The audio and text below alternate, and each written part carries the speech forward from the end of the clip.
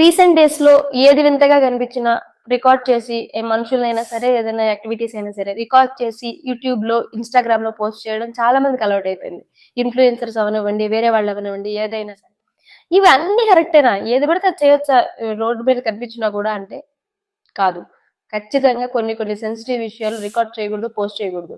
అందులో నేను రీసెంట్ గా చూసింది ఒకటి ఏంటంటే, చాలా మంది ఇంటర్వ్యూస్ కి వెళ్ళిన వాళ్ళని అక్కడ లైన్ లో ఎంతమంది ఉన్నారు అని చెప్పి స్పెసిఫిక్ గా వాళ్ళు కనిపించేలాగా రికార్డ్ చేసి యూట్యూబ్ లో ఇన్స్టాగ్రామ్ లో పోస్ట్ చేసిన వీడియోలు నేను చాలా చూశాను.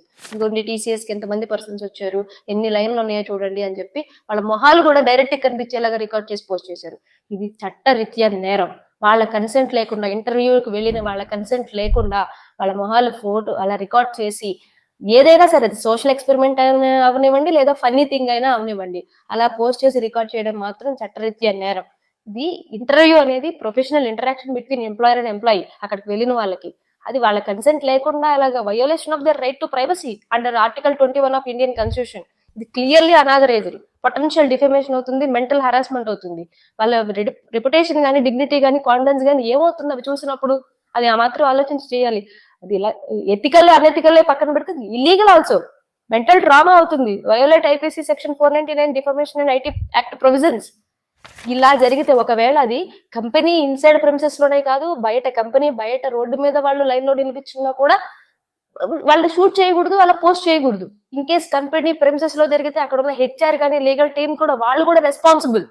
వాళ్ళు కూడా కంట్రోల్ చేయాలి ఇలాంటివి జరగకుండా.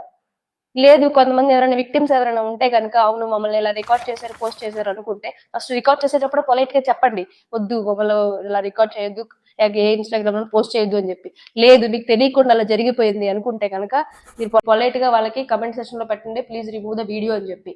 ఆ కమెంట్ ని స్క్రీన్ షాట్ తీసుకోండి అవి అలాంగ్ విత్ వీడియో. మీకు ఓపిక ఉంటే లోకల్ పోలీస్ స్టేషన్ లో కంప్లైంట్ ఇవ్వండి. లేదు అనుకుంటే కనుక cybercrime.gov.in ఆ వెబ్సైట్ లో ప్రాపర్ గా మీరు ఫైల్ చేస్తే, కంప్లైంట్ ఫైల్ చేస్తే వీడియో రికార్డ్ రిమూవ్ అవుతుంది అండ్ సరైన యాక్షన్ కూడా తీసుకుంటారు.